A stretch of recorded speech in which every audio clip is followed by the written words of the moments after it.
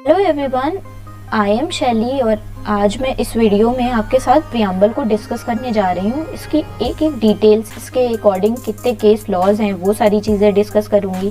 क्या preamble amendable है या नहीं, क्या हमारे कॉन्स्टिट्यूशन का पार्ट है प्रियम्बल या नहीं, क्या क्या चीज़ें इसकी इम्पॉर्टेंट है, वो सारी चीज़ें आपको इस वीडियो में मिल जाएंगी। प्रियम्बल को जानने के पहले प्रियम्बल एक्चुअली होता क्या है ये आपको जानना पड़ेगा। प्रियम्बल, अगर आप कोई भी स्टैट्यूट पढ़ते हैं, कोई भी एक्ट पढ़ते हैं, आगे लिखा रहता है प्रियम्बल। अगर उसको आप पढ़ेंगे तो उससे ये पता चलता है कि किसी भी स्टैट्यूट या किसी भी एक्ट का क्या मेन मोटो है, क्या ऑब्जेक्टिव है, क्या पर्पस है। तो प्रियम्बल बेसिकली यही बताता है कि किसी भी एक्ट या किसी भी स्टैट्यूट का क्या मोटो है, क्या पर्पस है। So before going into the detailing of the preamble, I am going to tell you something very interesting and you people should know about these things, right? So हमारे यहाँ जो के मुंशी थे, उन्होंने हमारे प्रियम्बल को होरोस्कोप बोला था, होरोस्कोप ऑफ द कॉन्स्टिट्यूशन। हमारे प्रियम्बल को सोल ऑफ द कॉन्स्टिट्यूशन बोला था ठाकुर दास भार्गव ने, और हमारे प्रियम्बल को identity card of the constitution बोला था एन.ए. पालकीवाला ने। और क्या आपको पता है कि जो हमारे प्रियम्बल का सोर्स है वो यूएसए से आता है। आइडिया ऑफ द कॉन्स्टिट्यूशन जो है वो हमारे आइडिया ऑफ द प्रियम्बल जो है, यहाँ पे प्रियम्बल होना चाहिए। प्रियम्बल का जो आइडिया है वो यूएसए से आता है। और दूसरी चीज़ ये है कि जो ओरिजिन है हमारे प्रियम्बल का वो कहाँ से होकर आता है, वो है ऑब्जेक्टिव रेजोल्यूशन, जो कि पंडित नेहरू जो थे उन्होंने बनाया था ऑब्जेक्टिव रेजोल्यूशन। तो ये वहीं से आता है हमारा ऑब्जेक्टिव रेजोल्यूशन। और इस ऑब्जेक्टिव रेजोल्यूशन को 13 दिसंबर 1946 को इंट्रोड्यूस किया गया था और 22 जनवरी 1947 को कॉन्स्टिट्यूएंट असेंबली ने इसे एक्सेप्ट भी कर लिया था। सो ये रहा एक छोटा सा ओवरव्यू प्रियम्बल के बारे में। अब चलते हैं प्रियम्बल के डिटेलिंग में। आपने प्रियम्बल तो आप सब लोगों को याद होगा, अगर नहीं याद है तो it's very important. And before going into the detailing of the preamble you should learn this preamble by heart, right? So अभी मैं आपके साथ सारे इनमें जो भी इम्पोर्टेंट वर्ड्स हैं जिनकी मीनिंग हमें जाननी चाहिए। प्रियम्बल रटने से कुछ नहीं होता, प्रियम्बल की असलियत में मीनिंग क्या होती है, उनके टर्म्स की मीनिंग क्या होती है, वो चीज़ें ज़्यादा ज़रूरी है जानना हम लोगों को। सो हमारे कॉन्स्टिट्यूशन का सोर्स कहाँ से देखने को मिलता है, यहाँ से, we the people of India. ये चीज़ जो बताती है ये हमारे कॉन्स्टिट्यूशन के सोर्स के बारे में बताती है। और ये सोवरेन क्या बताता है, सोवरेन ये बताता है कि हमारा जो भी इंडिया है वो हमारी एक सोवरेन कंट्री है। मतलब किसी भी स्टेट का इंटरफेरेंस ना होना, उस सोवरेनिटी को बताती है। सोशलिस्ट मतलब क्या होता है, सोशलिस्ट मतलब यही होता है कि everyone having social and economic equality, ये रही सोशलिस्ट की बात। और सोशलिस्ट की बात जहां से आती है, इसमें हमको 2 से 3 केसेस देखने को मिलते हैं। पहला केस ये है Excel Wear versus Union of India, Minerva Mills और ये डीएस नकारा। इन तीनों केसेस में सुप्रीम कोर्ट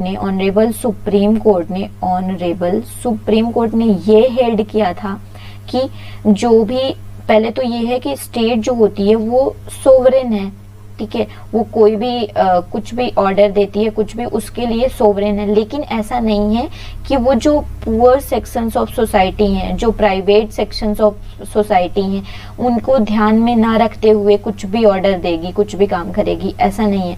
तो इन सारे केसेस में सुप्रीम कोर्ट ने यही बोला है कि जो सोशलिज्म है वो सोशलिज्म दूसरी कंट्री के जैसे नहीं, जो हमारी इंडिया का सोशलिज्म है वो इस पे एम करता है, aims at providing the working people a decent standard of living. So basically हमारे प्रियम्बल में सोशलिज्म का यही मतलब है। अब दूसरे टर्म पे आते हैं हम अपने प्रियम्बल के वो है सेकुलर मतलब क्या होता है सेकुलर? पहले तो ये जो सोशलिस्ट है और सेकुलर है, ये दोनों वर्ड 42nd अमेंडमेंट एक्ट 1976 इसको ऐड किया गया था। ये वर्ड हो गया, और जो हमारा दूसरा वर्ड है ये इंटीग्रिटी, ये भी 42nd अमेंडमेंट एक्ट 1976 से ऐड किया गया है। ये हमेशा क्वेश्चन पूछा जाता है कि ये कब ऐड किया गया है। ये वनडे एग्जाम्स, कोई भी जुडिशरी के एग्जाम में, कोई भी एलएलबी के एग्जाम में हमेशा नॉर्मली, यूजुअली, कैजुअली कभी भी किसी भी तरीके पूछ लिया जाता है। तो ये सारी चीजें याद रखने वाली हैं। सो आपको याद में रखना है इसे। सो हम डिस्कस कर रहे थे what is the meaning of term secular. Secular का मतलब होता है it implies equality of all religions and religious tolerance, therefore it does not have an official state religion. मतलब हमारे स्टेट का, हमारे इंडिया का कोई भी एक स्पेसिफिक रिलीजन नहीं है, ऐसा ये बताता है। इसके रिगार्डिंग कुछ केसेस हैं जो मैं आपके साथ डिस्कस करने जा रही हूँ। ये सारे केसेस बहुत इंपॉर्टेंट है, ऐसा नहीं कि मैं मजे में बता रही हूँ। ये सारे केसेस बहुत इंपॉर्टेंट हैं, ये लैंडमार्क केसेस हैं, ये सारी चीजें आपको याद रखनी है। So S R Bommai versus Union of India में इसको सुप्रीम कोर्ट ने सेकुलरिज्म को एक बेसिक स्ट्रक्चर डॉक्ट्रीन, मतलब बेसिक स्ट्रक्चर डॉक्ट्रीन के थ्रू इसको बेसिक स्ट्रक्चर में रखा था। मतलब जो ये सेकुलर है ये बेसिक स्ट्रक्चर में आता है, ठीक है। तो हमारे सुप्रीम कोर्ट ने बेसिक स्ट्रक्चर बोल दिया ये टर्म सेकुलर को। मतलब इसका क्या हो सकता है कि इसको चेंज नहीं किया जा सकता, ये वाला जो नेचर है इसको चेंज नहीं किया जा सकता, ठीक है। अब आते हैं हम टर्म, और इसके बाद ये जो St Xavier's College versus state of Gujarat and another है, इसमें भी सुप्रीम कोर्ट ने ये बोला है कि सेकुलरिज्म का मतलब ये नहीं होता कि हम भगवान को ना माने या फिर भगवान को माने। इस सेकुलरिज्म का बेसिकली यही मतलब होता है कि जो स्टेट है और गॉड है, इन दोनों के बीच में ऐसा कोई भी रिलेशन नहीं है, ऐसा कोई भी रिलीजन नहीं है, ऐसा कोई भी रिलेशन नहीं है, ठीक है। And state has nothing to do with the religion of the people. और अगर कोई भी पर्सन है, उसका कोई बेसिक एक रिलीजन है, तो उससे उसको स्टेट को कोई मतलब नहीं होना चाहिए। यही चीजें बोली गई थी इसमें। अब इसके बाद हम आते हैं ये जो डेमोक्रेटिक है, इस टर्म पे आते हैं। ये जो डेमोक्रेटिक है टर्म ना, ये इसको डिस्कस करने जा रहे हैं हम कि इसका मतलब क्या होता है। बेसिकली डेमोक्रेटिक मतलब होता है कि हाँ, इंडिया हमारी क्या है, एक डेमोक्रेटिक कंट्री है। जो अगर कोई भी इंडिया का जो भी पीपल है, in the people of India elect their governments through free and fair and periodic elections. मतलब free and fair periodic election, ये होता है। इसमें हमारी इंडिया जो डेमोक्रेटिक है ये यही शो करती है। मतलब हमेशा पीरियोडिक इलेक्शंस होते रहेंगे, वो फ्री होंगे और फेयर होंगे। पहला तो ये कैरेक्टरिस्टिक हो गई। दूसरी कैरेक्टरिस्टिक ये है कि free and fair elections, free and fair periodic elections at all levels. इसका क्या मतलब है एट ऑल लेवल्स? इसका मतलब यही है कि यूनियन, स्टेट एंड लोकल, ये तीनों जगह, ये यहाँ पे free and fair and periodic elections होंगे, ऐसा बोला गया है। और तीसरी कैरेक्टरिस्टिक क्या है? Universal adult franchise. ये सारी चीजें आप अपनी नोटबुक में नोट कर लीजिएगा, क्योंकि ये सारी चीजें बहुत ही इंपॉर्टेंट हैं। और यूनिवर्सल एडल्ट फ्रेंचाइज का मतलब ये होता है कि one man has one vote. इसका मतलब ये नहीं कि रईस की ज्यादा वैल्यू हो जाएगी रईस के वोट की और गरीब के वोट की कम वैल्यू हो जाएगी, ऐसा कुछ नहीं है। Everyone is equal in the eyes of law, ठीक है। सो ऐसा बताया गया है ये यूनिवर्सल एडल्ट फ्रेंचाइज। तो ये था डिस्कशन हमारे डेमोक्रेटिक जो टर्म है इसके बारे में। अब एक लाइन और भी यूज करते हैं लोग, जैसे अब्राहम लिंकन के बारे में आपने सुना होगा ना, अब्राहम लिंकन। ऐसे ये अब्राहम लिंकन ने क्या बोला था कि जो डेमोक्रेसी है, democracy is a form of government by the people for the people of the people. आपने डेमोक्रेसी की डेफिनेशन भी यही पढ़ी होगी। तो अब्राहम लिंकन इन्होंने यही कोट किया था, तो इन्होंने ही ये कोटेशन दिया था। और फिर इसके बाद जो टर्म आता है हमारे प्रियम्बल पे वो है रिपब्लिक। ये जो है टर्म, अब रिपब्लिक इसको डिस्कस करेंगे। रिपब्लिक मतलब क्या होता है कि a democratic republic is an entity in which the head of the state is elected directly और indirectly for a fixed tenure.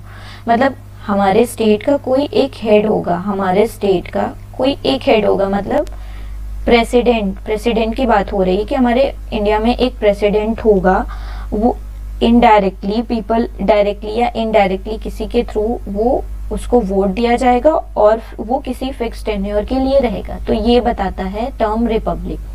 फिर इसके बाद आता है and to secure to all its citizens. अब ये जो है ना, ये जो ब्लू से लिखा है मैंने, जस्टिस, लिबर्टी, इक्वालिटी, फ्रैटर्निटी, ये सारे हमारे जो हमारा जो आइडियल है, ये सारी चीजें आइडियल्स, हमारे कॉन्स्टिट्यूशन की आइडियल्स, ये सारी चीजें जस्टिस, लिबर्टी, इक्वालिटी, फ्रैटर्निटी। अब इसकी भी मतलब चलिए जान लेते हैं।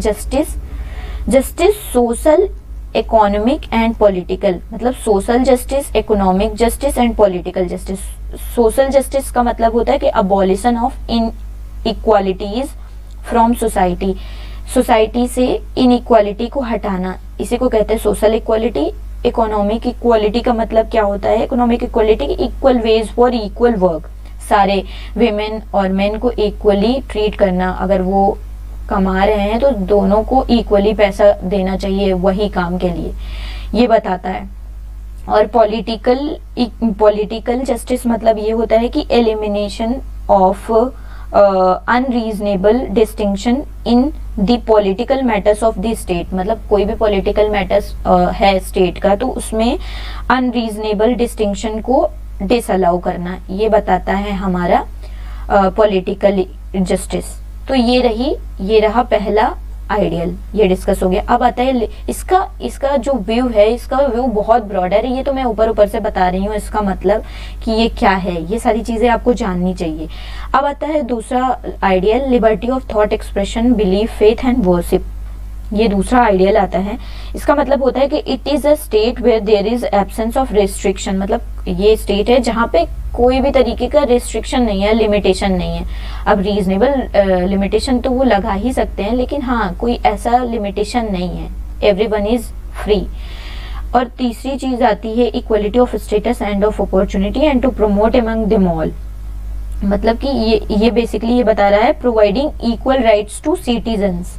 तो ये हो गया। और अभी आता है फ्रैटर्निटी। फ्रैटर्निटी का मतलब होता है भाईचारा। भाईचारा मतलब स्पिरिट ऑफ वननेस, इसी को कहते हैं फ्रैटर्निटी।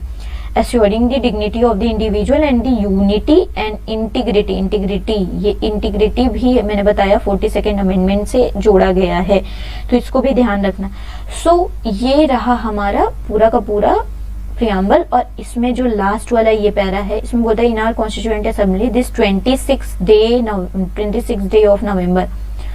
सो ये 26 नवंबर 1949, इसी दिन हमारा जो ये कॉन्स्टिट्यूशन है, इसको हमने अडॉप्ट किया था, एनेक्ट किया था, और खुद को give to ourselves this constitution, खुद को कॉन्स्टिट्यूशन भी दिया था। ये बातें थी इसमें।